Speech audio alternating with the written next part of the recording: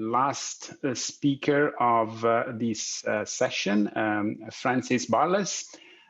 She serves as Vice President and Chief Research Scientist on the Knowledge Panel for Ipsos. She has over 20 years of experience designing and implementing survey research studies using multiple modes of data collection, with a primary focus in online research.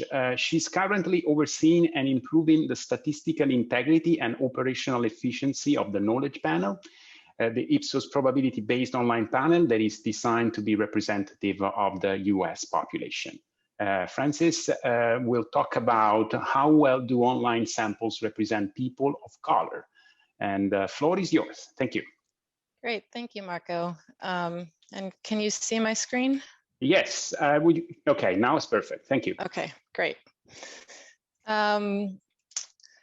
So last year here in the US, in the wake of the killings of Breonna Taylor and George Floyd, we saw really widespread protests against the continued systemic racism that occurs throughout all aspects of our society. And we saw that some of those protests continue in other countries throughout the world. And really, there was an effort to push the conversation about systemic racism and renewed calls for racial justice to the forefront of the conversation. And so for many people, that brought up questions both personally and professionally about the role that they can play in dismantling systemic racism. And I think it raised a number of questions for the survey and market research industries. One of those questions that we've been asked a number of times throughout this past year is how well are our surveys doing in really capturing the full set of diverse voices here in the United States. So the research that we do, I don't have to tell you, is super critical and really trying to understand the attitudes, the behaviors, the opinions of the population. The work that we do informs policy decisions, it informs interventions that are designed. And we've heard a couple of times about the unique and key role that online samples and probability-based panels in general have played in really understanding the impacts of the COVID pandemic. And here in the US, we know that the pandemic has had a real differential and greater impact on communities of color. So the stakes can't be higher for us to get this right. We need to make sure that we're fully representing everybody here in the US so that we can do a good job of really informing people who are making decisions about how to treat this pandemic. And I think some of these questions were reinforced in the wake of the election that we had here last year, with the scrutiny that was faced by the polling industry, given the critical role that voters of color played in the election. So I don't have to tell you guys in this virtual room with me about the difference between non-probability and probability-based panels. We're here because probability-based panels are near and dear to all of our hearts. As Marco mentioned, the probability-based panel that I work on is the Knowledge Panel, which now lives at Ipsos. And I think probably most of us who work with probability-based panels have done a lot of research to really assess the accuracy of our panels. This was an interesting study that we did where we, since the beginning of the pandemic, we've done a weekly survey asking people about their attitudes and shifts in behaviors as a result of the pandemic. And we were asking people if they've tested positive for COVID. And we were able to compare the results from our survey estimates to our health department, our CDC data, to see how well we were tracking. And so over a long stretch of time last year, we aligned very closely during the time period that we looked at. So that gave us a sense that we were aligning well and that we are finding some accurate results. Probably most of us are familiar with studies like this. This is a study from several years ago that was published in POQ by Yeager and colleagues, where they compared RDD telephone sample to probability-based online panel and a number of different opt-in sample providers.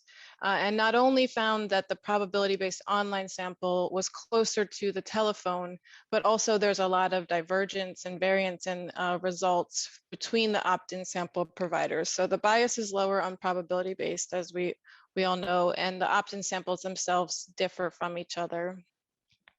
And so there's been a lot of studies like that. There was a more recent one published by McInnes and colleagues in POQ that expanded on the work that Jaeger did. Those are studies that we do somewhat regularly with the knowledge panel, just as a way to gauge the health of the panel. But most of that work has been done at the overall level. There's much less of it that really dives into subgroups of interest. There was a study a couple years ago put out by Pew where they did look at subgroups and found that the subgroup of Black and Hispanic respondents diverge pretty greatly from benchmarks, that 10 percentage points or more off from benchmarks, which is very concerning. So we wanted to do an assessment to see how well online samples are representing communities of color, to see if we see the same thing that that Pew study found. So the first thing that we did was to look at knowledge panel as a whole. So just taking the unweighted panel distribution across 8 benchmarks, 8 demographic benchmarks, to see within the race and ethnic groups, how well do we align across these 8 benchmarks. And you can see that the unweighted panel, you know, we work to try to make it representative, but we do have a little bit of skew. So about 3% among whites, it's up to 5% among Black and Hispanic, and then back down to 3% for everybody else. And then what we do when we select panel samples with knowledge panel is we weight the survey data and use that weight as a weighted sample selection so that the samples are representative. And we can see here that when we apply that weight, it is going a long way to reduce the bias so that the samples we're selecting for any given study are more closely aligned across these 8 demographic benchmarks. So then we wanted to think about how well we do with our survey results. So when we do a general population sample, our typical weighting strategy that we do weights at the overall level. So we'll make sure that overall race and ethnicity align with census benchmarks, but we don't often do nested adjustment within race and ethnicity groups. We're just looking at the overall. And so we wanted to see, when we look into within these groups, how well do the results match benchmarks? And these are weighted results. So we looked at 2 studies, a KP study and an opt-in study. And we had about 145 Black and 188 Hispanic in the KP sample, and then similar numbers in the opt-in sample. And so here you can see a couple of just basic demographics, how far off the opt-in sample was from benchmarks. Knowledge panel, like we saw at the overall level, was much closer. This is looking at weighted demographics for Black and African-American respondents. You can see the opt-in sample is dramatically overrepresenting Black and Hispanic, young Black and Hispanics, and underrepresenting married Black and Hispanics. And then looking at the Hispanic and Latinx respondents, we see also pretty big divergences for the opt-in sample from benchmarks, knowledge panel aligning much more closely. The opt-in sample is underrepresenting males, overrepresenting young Black or Hispanic and Latinx, and underrepresenting those with a high school or less education. And so then we also wanted to conduct a study where we had expanded it beyond the typical weighting benchmarks. So similar to that Jaeger et al. Study, we designed parallel surveys, fielded them on both KP and opt-in, and expanded the number of items that were measured beyond traditional weighting variables. Given that we were doing this survey in September of last year, we were very mindful of the impacts of the pandemic on many people's behaviors around some of the typical measures that we would use in a study like this. So we tried to limit the questions we were asking to more robust demographic measures that are not typical weighting variables, so that we could compare to census data that might be a year or 2 old that was collected prior to the pandemic. So these are the 10 measures that we used in this study. And you can see here, these are the results. So much like the earlier findings that I showed, the knowledge panel sample has lower bias than the opt-in sample, and that's true at the overall level as well as within the Black and Hispanic subgroup respondents. But we see with both sample types that the overall results are closer to benchmarks, and then there's a little bit of increase in divergence from benchmarks among our Black respondents, and then even larger divergence among the Hispanic respondents. And with the opt-in sample, much like Pew saw, it's up over 10%, close to 11% off from those benchmarks. In the interest of time, I'm just going to skip this question. It's a little bit of a closer look in at some of those results that I just showed you at the aggregate. So overall, we found that knowledge panel aligns pretty closely to the benchmarks from the census, unweighted, and then when we apply the weight that we use for sample selection, it's correcting for some of that bias. We do see that our traditional weighting does work pretty well for knowledge panel, but there are some large divergences with the opt-in sample where we're not doing a very good job of representing these Black and Hispanic subgroups, and this is pretty critical for some of the research that we're doing, as I discussed. So some of those, the size of those divergences are pretty concerning. And while knowledge panels showed less bias compared to the opt-in sample, we still did see higher bias among the Black and the Hispanic subset of our panel. And so we want to really work to try to reduce some of that bias. So some things that we're doing, we're looking to revamp our recruitment methods right now, and we're going to keep a strong eye on how well that does, and bringing people, a representative set of people in the door into the panel. We've also experimented recently with some differential incentives and some additional reminder protocols to really try to boost the completion rates among some of the groups that are lower and slower to respond, of which both Black and Hispanic respondents do tend to have a little bit of a lower completion rate. And then similar to the work that Sebastian showed, we're about to launch a panel engagement and satisfaction survey. And we want to analyze those results by race and ethnicity to see if there are any key differences and what attracts people to the panel in the first place, as well as how they feel about the panel, their satisfaction and engagement with it, and then try to leverage those learnings to potentially inform revisions to our recruitment and our retention and engagement efforts. And those 10 minutes went really quickly, so thank you for your time. I'm not sure what those little red lines are on my screen. Thank you, Francis. We have a first question from the audience. Did you use a single opt-in panel for your opt-in sample, or did you recruit from multiple opt-in panels? It is a blend. So it uses the ISAY panel, which is Ipsos's non-probability panel, and then has a little bit of additional sample mixed in as well. Okay, I have a question about the selection of the subsample from knowledge panel. So if I understand this correctly, in your exercise, you are still selecting these 1,500 respondents in a way that they are as close as possible representative of the US population. It's not a random selection of all knowledge panel members, right?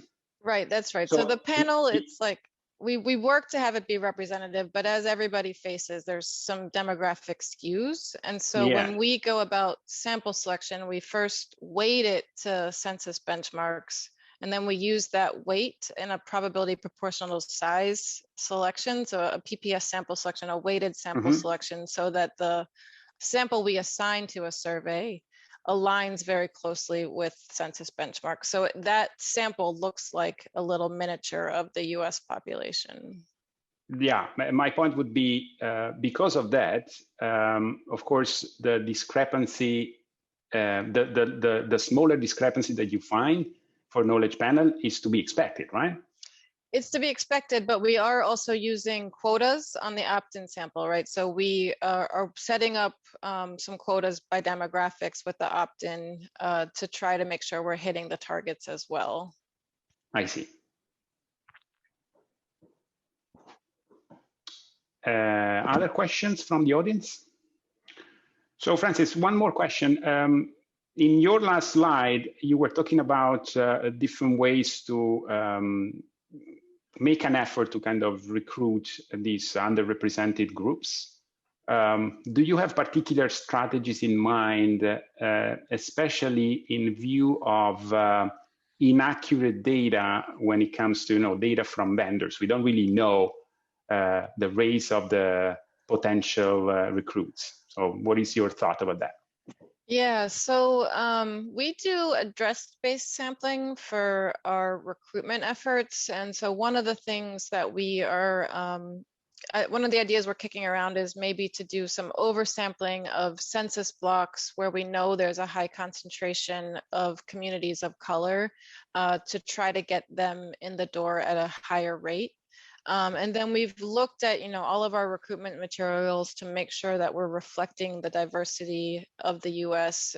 In terms of race and ethnicity, but also age, and trying to reflect many different pictures in the recruitment materials to entice, make everybody feel like this is for them. So things like that are what we're thinking about with our recruitment efforts.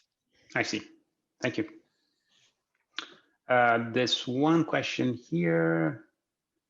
DEZIM is putting together a panel that focuses on oversampling minority populations. That's not really a question. It's yeah. Thanks for this. Yeah. Yes, that could be very useful to look at with the opt-in samples, right? If we know that we're not doing a good job and this is an area that we really need to focus on with some of our research, then we could try to potentially supplement with a panel like that.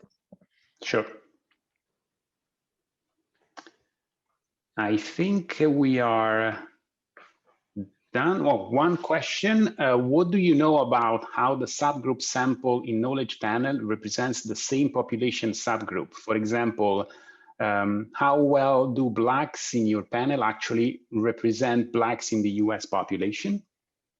Yeah, so that's what I was trying to show, and you can see here that, so these are looking at the average results and how closely they represent census data, and you can see that overall it's pretty close. With the Black subgroup, we're about 3.6 percentage points different from census benchmarks on average. So that's the subgroup of Black respondents who responded to this survey, and with Hispanics it's 5%.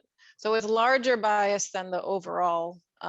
Still pretty good, but we would like to be better. Thank you. We are right on time. Maybe quickly, the last question.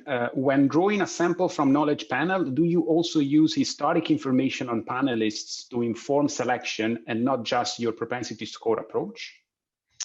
Mostly we do just use the PPS sampling methodology, the weighted sampling, but sometimes we will take into account anticipated differential completion rates. So typically the sample that we assign looks like the US population, and then we're working to combat the differential completion rates so that the completed sample matches as closely and that we can minimize the amount of weighting we have to do on the back end. Sometimes we will oversample some groups that we know will have a lower completion rate to try to proactively combat that.